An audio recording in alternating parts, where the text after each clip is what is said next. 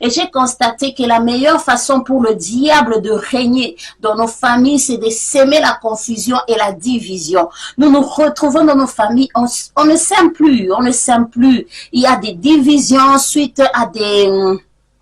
que ça soit cette notion qu'on nous a mis dans notre pensée, surtout on nous a inculqué cette population noire, disons que nos ancêtres, nos grands ancêtres sont des sorciers, sont des magiciens. C'est la raison pour laquelle vous n'avancez pas, parce que dans ta famille, ton père est malade, ton père est sorcier, ta mère est sorcière. Alors tout ça, c'est une stratégie du diable pour que nous, les Noirs, nous restons désunis dans les familles, que nous puissions rester divisés dans les familles, parce que le diable règne. Et puis ça nous aveugle, parce que les derniers jours, nous aurons à se justifier devant le Seigneur. Parce que le Seigneur lui-même, Dieu lui-même, dans son amour propre, là où il est au ciel, il a créé tout le monde. Il sait que il t'a placé dans cette famille-là avec un objectif. Si toi, tu te retrouves dans une famille où il y a des sorciers, si toi, tu te retrouves dans une famille où il y a des magiciens, c'est parce que Dieu a un objectif, a un but. Pourquoi il t'a imposé dans cette famille-là? Alors aujourd'hui, nous sommes divisés. Divisés suite à quoi? Parce qu'il y a des prophéties, il y a ces serviteurs de Dieu qui viennent te prophétiser, te disant que dans ta famille, ta mère, ton père, tes sœurs, ou soi-disant, sont des sorciers. Et les gens de ton quartier sont devenus mauvais. Mais ce sont des gens que tu as grandi avec, les gens que tu as partagé ton père avec, que les gens de ton église. Maintenant, nous évitons tous ces gens-là et nous nous retrouvons dans un nouveau entourage. Il y a des gens qui n'ont rien à faire avec leur passé, qui n'ont rien à faire. Moi, en tout cas, mon passé, ces gens-là sont des mauvais. Si je n'évolue pas aujourd'hui, c'est à cause d'eux. Alors, nous imputons des responsabilités sur les autres, disant que ces autres sont mauvais, ces autres sont malades, ces autres ne nous aiment pas. C'est la raison pour laquelle moi, je ne retourne pas là-bas. Et puis, tu te crées un nouvel entourage. Et quand tu es en train de te créer un nouvel entourage, tu oublies que cet entourage aussi, dans leurs racines, il y a cette sémence que nous propageons nous-mêmes en tant qu'Africains, la sorcellerie. Et ça ne t'inquiète pas. La femme que tu es attachée avec, ou bien l'homme que tu es attaché avec, tous nous venons des racines où il y a toujours le mal quelque part. Mais notre mission en tant qu'enfants de Dieu, nous allons nous retrouver. Notre mission, c'est de savoir partout où nous sommes que nous sommes là pour annoncer la bonne nouvelle, pour éclairer ceux qui sont à côté de nous, pour éclairer nos familles. C'est la raison pour laquelle je suis venue avec cette notion de famille. Parce que dans la famille, on a retrouvé, nous sommes les membres de la famille. Nous consultons des églises, mais nous appelons papa les serviteurs de Dieu ou bien les pères spirituels. Nous les respectons plus que nos propres parents. Nous respectons plus les mamans pasteurs plus que nos propres mères, nos papas, nos parents partout où ils sont. Mais je veux poser la question, quelle est la dernière fois, toi en tant qu'enfant, toi en tant que chrétien, toi en tant que serviteur de Dieu, là où tu es en train d'œuvrer, la dernière fois que tu as acheté même une chemise pour donner à ton père biologique, la dernière fois que tu as acheté même un sac de ciment pour ta famille, la dernière fois que tu as acheté la provision pour ta famille, pour ton père et ta mère. Il y a des gens qui ont oublié ces histoires, mais ils sont prêts à donner la provision à des serviteurs de Dieu. Ils sont prêts à donner la provision, leur argent, à aller investir dans la vie des orphelins ou des veuves, oubliant que dans leur famille aussi il y a des orphelins, oubliant que dans leur lignée aussi il y a des veuves, oubliant que dans leur famille aussi il y a des pauvres. Vous pensez que Dieu au ciel là-bas il est content? Tu viens lui donner et là où tu y as sorti, là où il y a tes racines, tu ne regardes pas tes racines.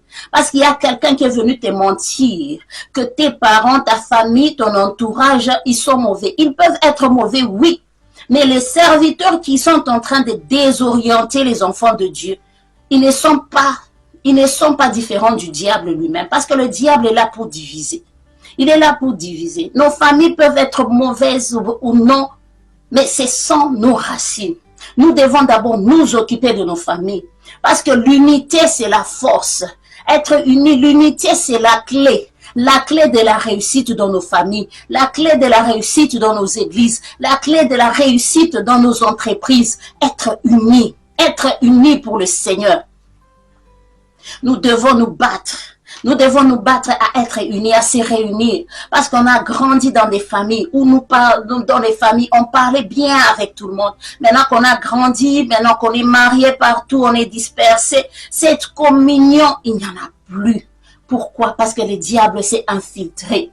Parce que la différence des églises, nous ne prions pas dans une même église. Alors, au lieu de laisser l'unité entre nous, la différence des communautés, la différence, c'est ce qui crée encore des divisions dans nos familles, des divisions dans nos communautés, parce que nous n'avons même pas une seule vision, nous ne croyons pas en une seule chose, nous sommes divisés en esprit, mais oh, c'est vraiment déplorable.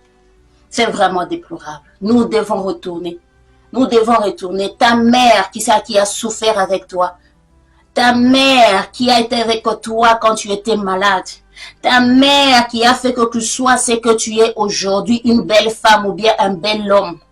Qui a éduqué, ta mère qui t'a éduqué, t'a envoyé dans des belles écoles, dans des bonnes écoles. Tu as une éducation grâce à ces parents-là. Qui t'ont soutenu dans tes moments difficiles. Mais aujourd'hui, quelle récompense tu leur donnes? La dernière fois que tu les as même visités, c'était quand? Quel jour tu es parti les visiter? Tes soeurs, vous avez grandi avec tes cousins, tes cousines. À chaque fois, quand ils t'appellent, ils deviennent les mauvais. Tu commences même à rejeter les appels parce que ce sont tes cousins, parce que toi, tu crois que tu es plus meilleur que... Quand vous étiez en train de manger sur une seule assiette, là, tu as oublié qu'ils étaient des mauvais. Alors, il faut revoir cette situation. Tes cousins, nous commençons à fuir même nous commençons à fuir même les appels venant de nos frères, de nos cousins, de partout, parce que tu dis qu'ils vont m'ensorceler. Même nos tantes, nos oncles, nous ne voulons pas les écouter, nous ne voulons même pas parler avec eux, parce qu'ils sont mauvais. Est-ce que toi, tu y es bon?